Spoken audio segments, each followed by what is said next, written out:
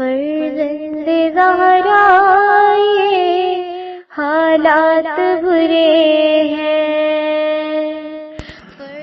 کاشانۂ بصیرت ایک ایسا مکمل یوٹیوب چینل جس پر محروم بصارت کے لیے بالخصوص اور تمام افراد کے لیے بالعموم سینکڑوں کی تعداد میں اسلامی کتب دستیاب ہیں۔ لہذا گزارش ہے کہ آپ اپنی ذمہ داری نبھاتے ہوئے کاشانۂ بصیرت کو سبسکرائب کرنے کے ساتھ ساتھ بیل آئیکن کو پریس کیجیے تاکہ آپ علم کے حصول کے ساتھ ساتھ مذہب اہل بیت کی اشاعت میں بھی اہم کردار ادا کرتے رہیں۔ کاشانۂ بصیرت، کاشانۂ بصیرت، کاشانۂ بصیرت۔ فرزند زہرا یہ حالات برے ہیں۔ السلام علیکم ورحمۃ اللہ وبرکاتہ۔ سامعین، آپ سماعت فرما رہے ہیں علامہ طالب جوہری صاحب کی کتاب حدیث کربلا۔ آج ہم آپ کے سامنے اس کی 33ویں ریکارڈنگ پیش کر رہے ہیں، صفحہ نمبر 472۔ عنوان ہے استغاثہ۔ علامہ مجلسی کے مطابق جب امام حسین علیہ السلام کے رشتہ دار اور بیٹے شہید ہو گئے اور عورتوں اور بچوں کے علاوہ کوئی نہ بچا تو آپ نے استغاثہ کی آواز بلند کی، ہے کوئی ایسا جو رسول اللہ صلی اللہ علیہ وآلہ وسلم کے حرم سے دشمنوں کو دفع کرے؟ ہے کوئی توحید پرست جو ہمارے بارے میں اللہ کا خوف کرے؟ ہے کوئی ایسا کہ ہماری بات سننے والا جو ہماری مدد کر کے اللہ کا تقرب چاہتا ہو؟ ان جملوں کو سن کر اہل حرم میں گریہ و زاری کی صدائیں بلند ہوئی، اور یہ روایت بحار الانوار کی جلد نمبر 45 صفحہ نمبر 47 پر ہے۔ خوارزمی کے مطابق جب حسین کے پاس عورتوں، بچوں اور ایک بیمار بیٹے کے علاوہ کوئی نہ بچا تو آپ نے استغاثہ کیا، ہے کوئی جو رسول اللہ صلی اللہ علیہ وآلہ وسلم کے اہل حرم سے دشمنوں کو دفع کرے؟ ہے کوئی اللہ کا ماننے والا جو ہمارے بارے میں اللہ کا خوف کرے؟ ہے کوئی ہمارے استغاثہ پر لبیک کہنے والا جو اللہ کی رضا کا طالب ہو؟ ہے کوئی ایسا مددگار جو اس ثواب کا خواہش مند ہو جو ہماری مدد کرنے پر ملے گا؟ اس پر اہل حرم کے گریہ اور نوحے کی آوازیں بلند ہوئیں، اور یہ روایت مقتل خوارزمی جلد نمبر 2 صفحہ نمبر 36 پر۔ صاحب دامت السابقہ لکھتے ہیں کہ جب حسین کے رشتہ دار، بھائی اور بیٹے شہید ہو گئے تو آپ نے دائیں اور بائیں نگاہ کی، جب کسی کو نہ پایا تو آسمان کی طرف سر کو بلند کر کے بارگاہ الہی میں عرض کی کہ بار الہا، جو تیرے نبی کے بیٹے کے ساتھ ہو رہا ہے وہ تو دیکھ رہا ہے۔ پھر آپ نے صدائے استغاثہ بلند کی، اس پر عورتوں کی صدائے گریہ و زاری بلند ہوئی، اور یہ روایت دامت السابقہ صفحہ نمبر 304 پر ہے۔ استغاثہ پر لبیک، صفحہ نمبر 473۔ صاحبان معرفت کا خیال ہے کہ امام حسین علیہ السلام کا یہ استغاثہ اگرچہ کربلا کے میدان میں بلند ہوا، لیکن وارث رسول ہونے کے سبب ان کی آواز ہر اس مقام تک گئی جو ان کے دائرۂ اطاعت میں تھا۔ اس کے علاوہ استغاثہ کے جملوں میں طلب نصرت کا دائرہ بھی بہت عام اور بہت وسیع ہے، لہٰذا استغاثہ کے بعد کائنات کے سارے عوامل سے لبیک کی صدائیں بلند ہوئی، اور اس کے شواہد کتب احادیث و مقاتل میں مل جاتے ہیں، لیکن آپ نے نصرت قبول کرنے پر شہادت کو ترجیح دی۔ اس سے یہ کشف ہوتا ہے کہ آپ کا استغاثہ بد جنس اور بد عقیدہ دشمنوں کے لیے اتمام حجت تھا۔ عنوان ہے فرشتوں کا نزول۔ آبان بن تغلب نے امام جعفر صادق علیہ السلام سے روایت کی ہے کہ 4000 فرشتے خدمت میں آئے اور جنگ کی اجازت مانگی تو آپ نے اجازت نہیں دی، وہ پلٹ گئے، پھر دوبارہ اس وقت آئے جب آپ شہید ہو چکے تھے، پھر خدا سے اذن مانگ کر قیامت تک کے لیے آپ کے جوار میں ساکن ہو گئے، اور یہ روایت ہے مالیہ سبتین جلد نمبر 2 صفحہ نمبر 17 بحوالہ امالیہ صدوق۔ عنوان ہے جنوں کی آمد، صفحہ نمبر 474۔ جنہوں نے آپ کی خدمت میں حاضر ہو کر عرض کی، ہم آپ کے دوست ہیں، اگر کوئی حکم ہو تو ارشاد فرمائیں، اور اگر اجازت ہو تو ہم دشمنوں کو ہلاک کر دیں۔ آپ نے فرمایا کہ میں اپنے جد کے حکم کا پابند ہوں۔ انہوں نے مجھے فرمایا ہے کہ میں شہید ہو جاؤں، اور فرمایا ہے کہ اللہ چاہتا ہے کہ تمہیں خاک و خون میں غلطہ دیکھے۔ اور اہل حرم کو اسیر دیکھے، لہٰذا میں صبر کر رہا ہوں تاکہ اللہ کی خواہش پوری ہو۔ یہ روایت مالیہ سبتین جلد نمبر 2 صفحہ نمبر 17 بحوالہ مالیہ صدوق میں ہے۔ عنوان شہداء سے خطاب۔ بعض مقاتل کے مطابق جب دشمن نے استغاثے سے کوئی اثر نہ لیا تو آپ نے اپنے ساتھیوں کو مخاطب کیا۔ سپر کاشانی تحریر فرماتے ہیں کہ سید الشہداء نے دائیں دیکھا، بائیں دیکھا، اصحاب کی لاشیں دیکھے اور اقربا کی لاشوں پر نگاہ ڈالی اور انہیں آواز دی۔ شہداء کا نام پکارنے کے بعد فرمایا کہ اے شجاعان روزگار، اے شہسواران کارزار، کیا بات ہے کہ میں تمہیں پکار رہا ہوں اور تم جواب نہیں دیتے؟ میں تمہیں بلا رہا ہوں، تم لبیک نہیں کہتے؟ کیا تم سو رہے ہو؟ مجھے امید ہے کہ تم بیدار ہو اور بیدار رہو گے۔ کیا اپنے امام سے تمہاری مودت ہٹ گئی ہے جو مدد نہیں کر رہے ہو؟ یہ خاندان رسول کی بیویاں تمہارے نہ ہونے سے رنج و علم میں مبتلا ہیں۔ اے گرامی لوگوں، نیند سے اٹھو اور سرکش اور پست فطرت لوگوں سے حرم رسول کا دفاع کرو، لیکن تمہیں موت کے ہاتھوں نے پچھاڑ دیا اور خائن زمانے نے تمہارے ساتھ دھوکہ کیا، ورنہ تم ہمارے بلانے پر کوتاہی نہ کرتے اور ہماری مدد سے باز نہ رہتے۔ اب ہم تمہارے لیے رنجیدہ اور غمگین ہیں اور تم سے عنقریب ملحق ہونے والے ہیں۔ ان للہ و انا الیہ راجعون۔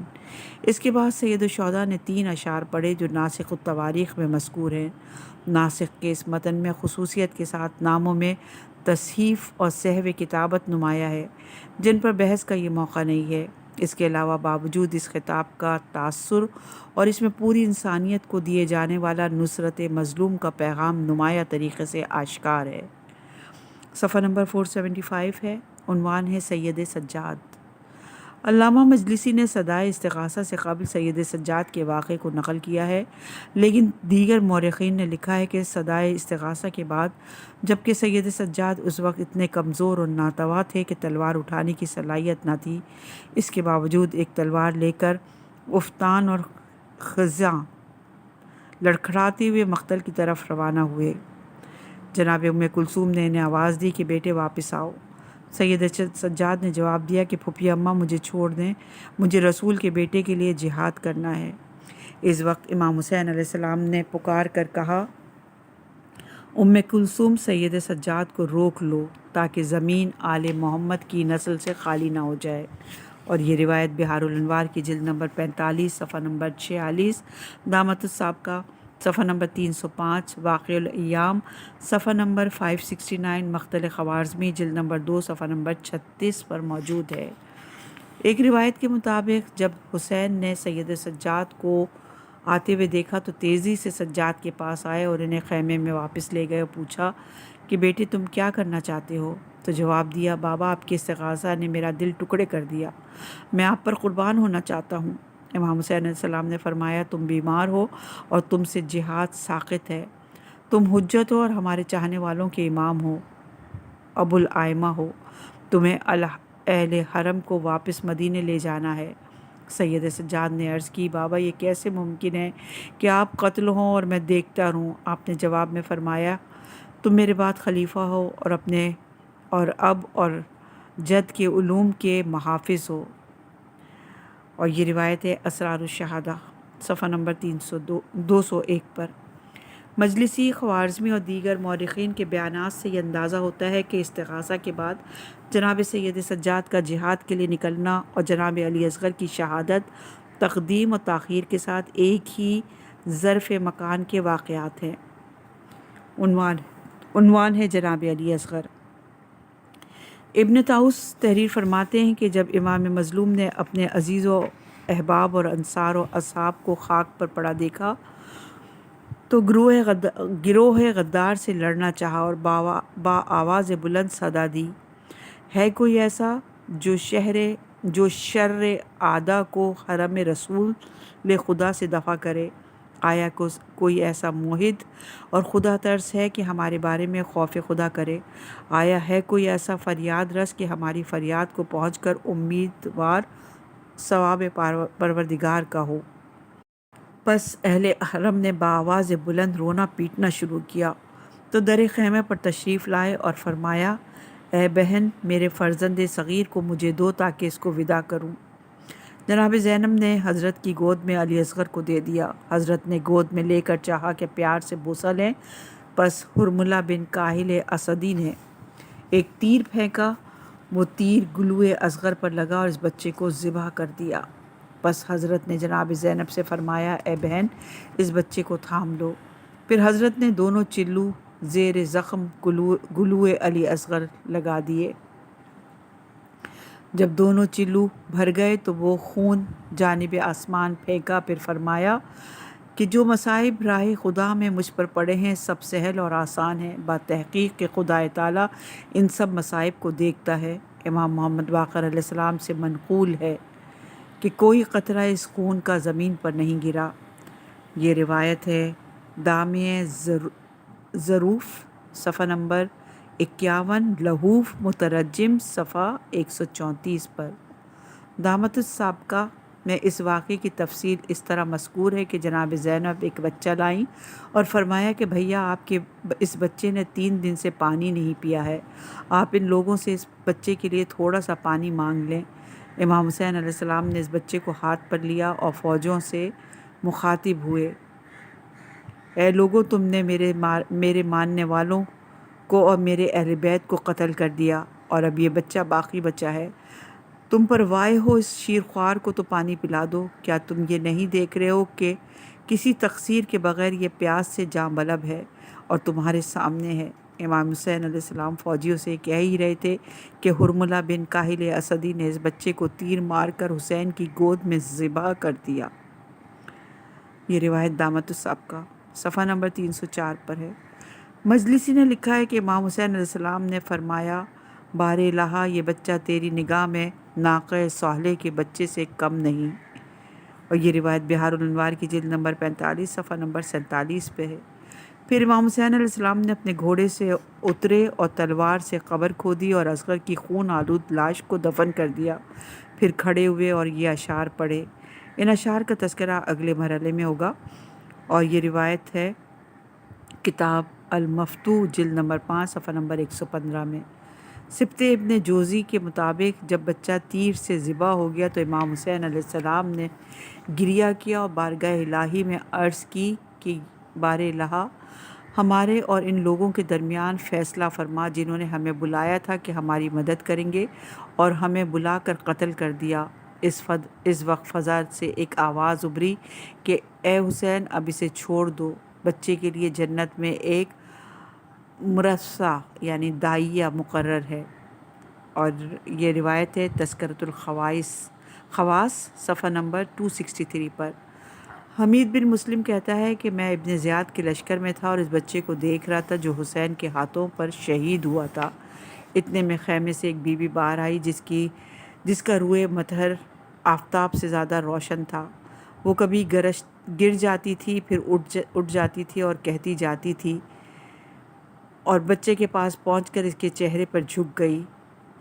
پھر چند لڑکیاں خیمے سے برآمد ہوئیں اور دوڑتی ہوئی آئیں اور بچے کی لاش پر گر پڑیں۔ امام حسین علیہ السلام اس وقت فوجیوں سے مخاطب تھے۔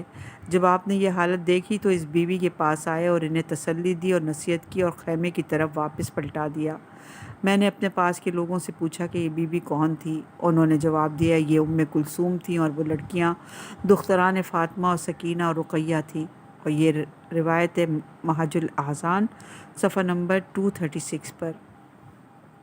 عنوان ہے تنہا میدان میں صفحہ نمبر 478۔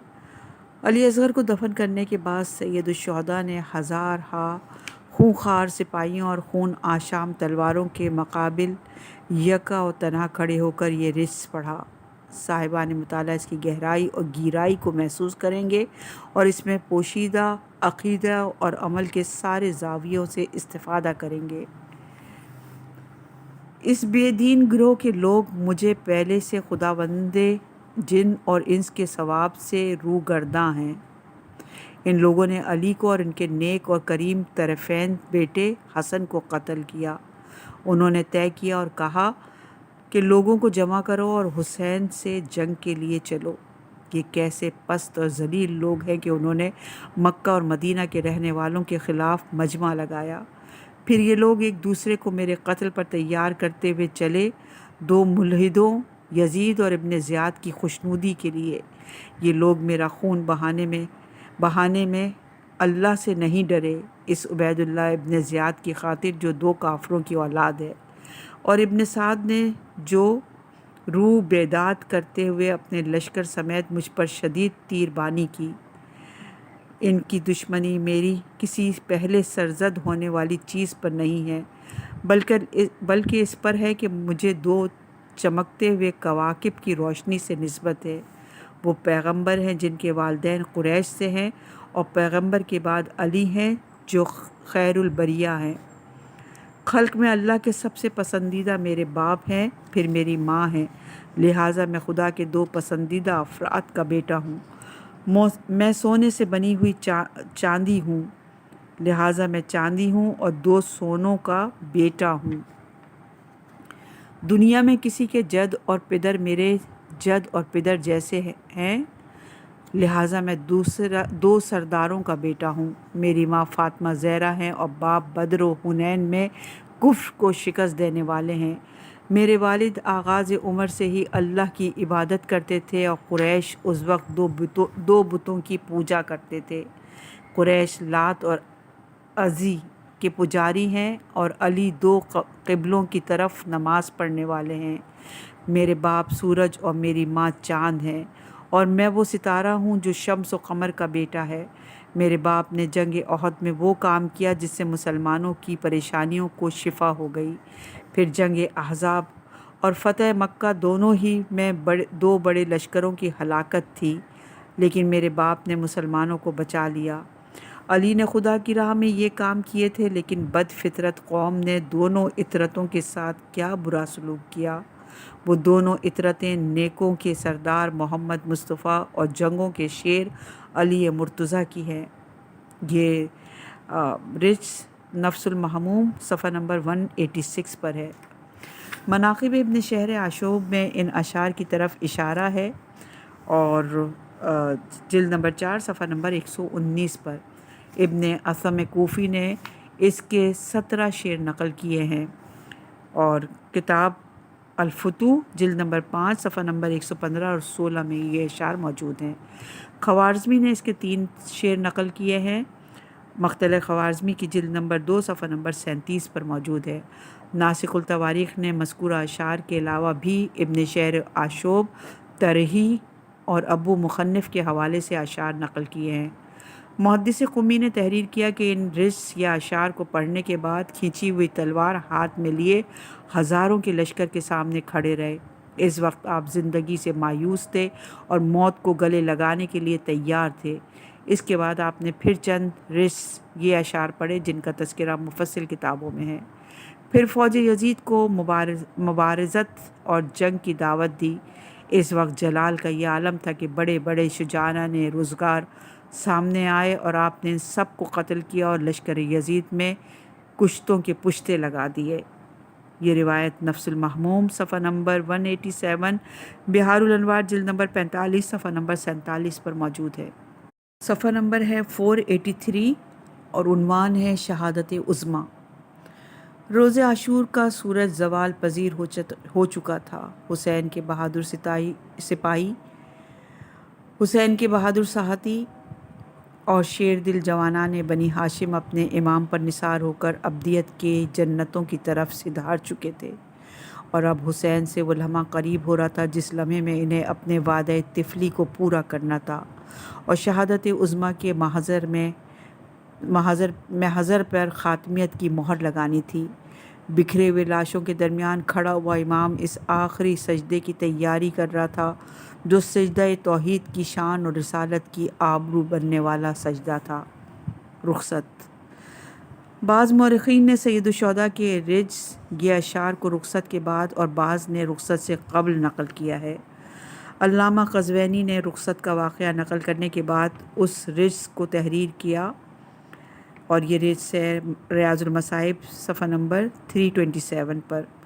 علامہ مجلسی نے تحریر کیا، امام حسین علیہ السلام نے 72 جانثاروں کی لاشوں پر نگاہ کی اور اہل حرم کے خیمے کی طرف متوجہ ہوئے اور آواز دی، یا سکینہ، یا فاطمہ، یا زینب، یا ام کلثوم، علیک منی سلام۔ اے سکینہ، اے فاطمہ، اے زینب و کلثوم، تم سب پر میرا سلام ہو۔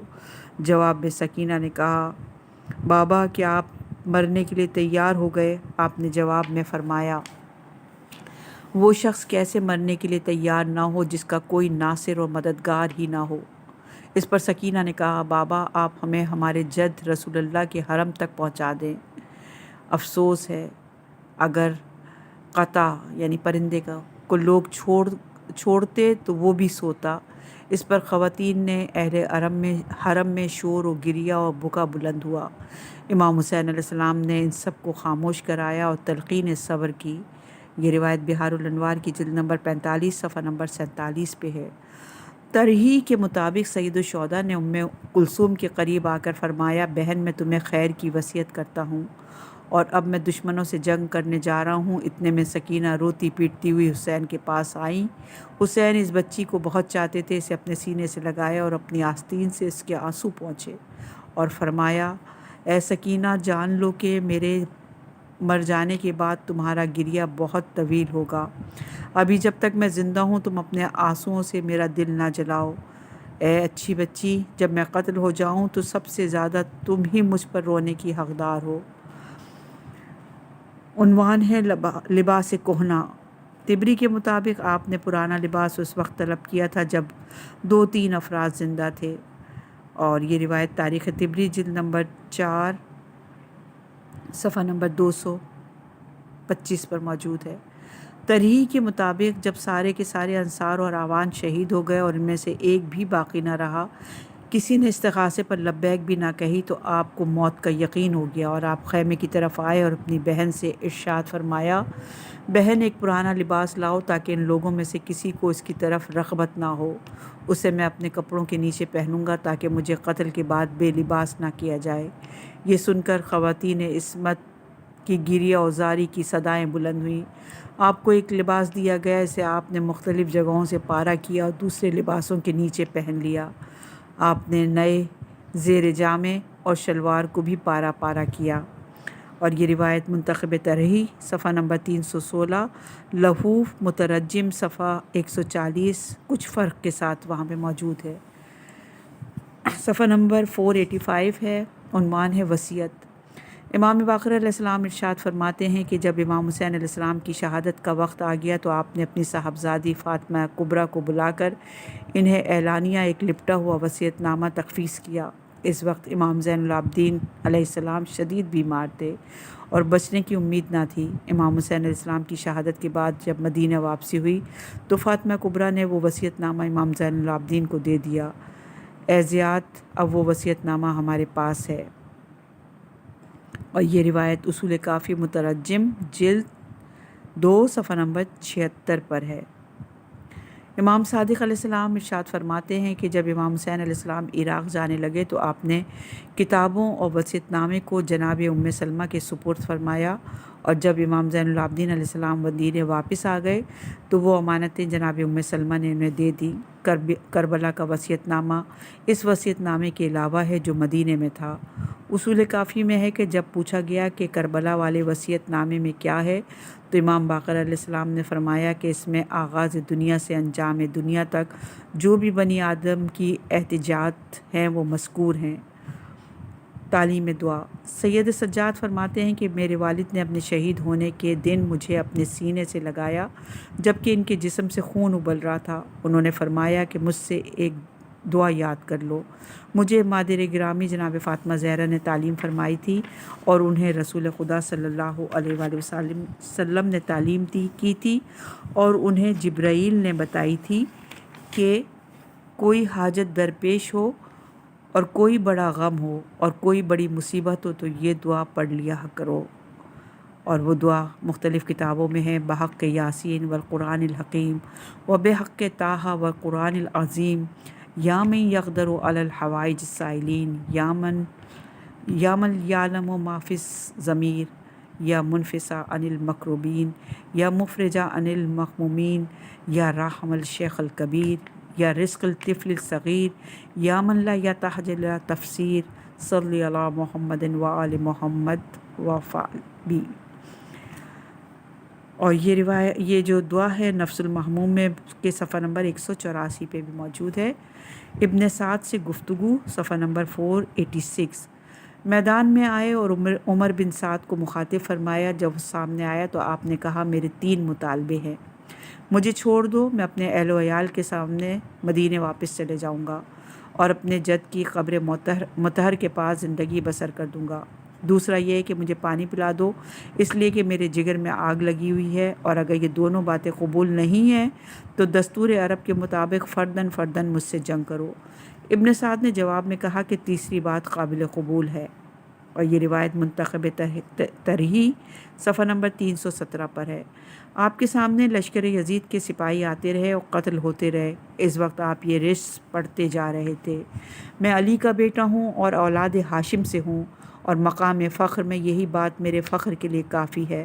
میرے جد رسول اللہ ہیں جو سارے رسولانہ نے گزشتہ سے افضل ہیں، اور ہم اس زمین پر اللہ کا نور بخشنے والا چراغ ہیں، اور رسول کی بیٹی فاطمہ میری مادر گرامی ہیں، اور میرے چچا جعفر ہیں جن کے پاس 2 پر پرواز کے ہیں۔ ہمارے خاندان میں اللہ کی سچی کتاب نازل ہوئی، اور ہدایت و وحی ہمارے ہی خاندان سے مخصوص ہے۔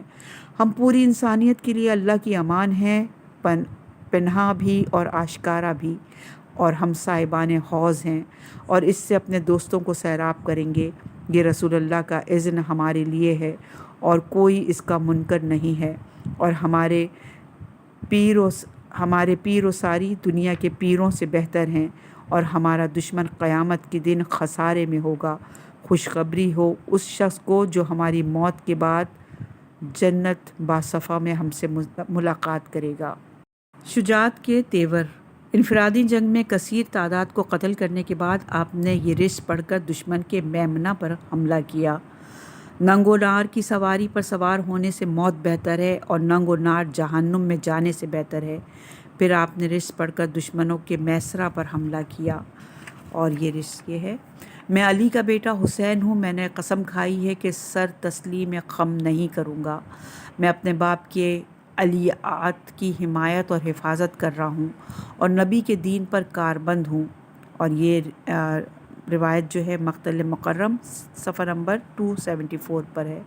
علامہ مجلسی لکھتے ہیں کہ راوی کا بیان ہے کہ خدا کی قسم میں نے آج تک نہیں دیکھا کہ کسی شخص کے انصار اور اہل خاندان قتل ہو گئے ہوں، اور اس پر چاروں طرف سے ان گنت دشمنوں کا حملہ ہو، وہ حسین سے زیادہ قوی دل اور ثابت قدم ہو۔ جب لوگ ان پر حملہ کرتے تھے تو وہ جواب میں تلوار سے ان پر حملہ آور ہوتے تھے، تو دشمن اس طرح بھاگتے تھے جیسے بھیڑیے کے حملے سے بکریوں کے ریوڑ بھاگتے ہیں۔ جب آپ ان پر حملہ کرتے تھے تو وہ ہزاروں کی تعداد میں ہونے کے باوجود اس طرح منتشر ہوتے تھے جیسے ٹڈیوں کے جھنڈ منتشر ہوتے ہیں۔ آپ حملہ مکمل کر کے اپنی جگہ پر واپس آ جاتے تھے اور فرماتے تھے لا حول ولا قوت الا باللہ العلی العظیم۔ اور یہ روایت بہار الانوار کی جلد نمبر 45 صفحہ نمبر 50 ارشاد مفید اور دیگر کتب میں موجود ہے۔ فاضل حائری نے اس جملے کا نقشہ اس طرح کھینچا ہے کہ حسین نے پوری فوج پر اکیلے حملہ کیا اور جنگ کرتے ہوئے ان کے درمیان میں داخل ہو گئے، تلوار مارتے جاتے تھے اور انہیں قتل کرتے جاتے تھے۔ فوج کے سردار گھبرائے ہوئے تھے اور لوگ حسین کے سامنے سے فرار کر رہے تھے، یہاں تک کہ زمین مقتولوں کے خون سے رنگین ہو گئی۔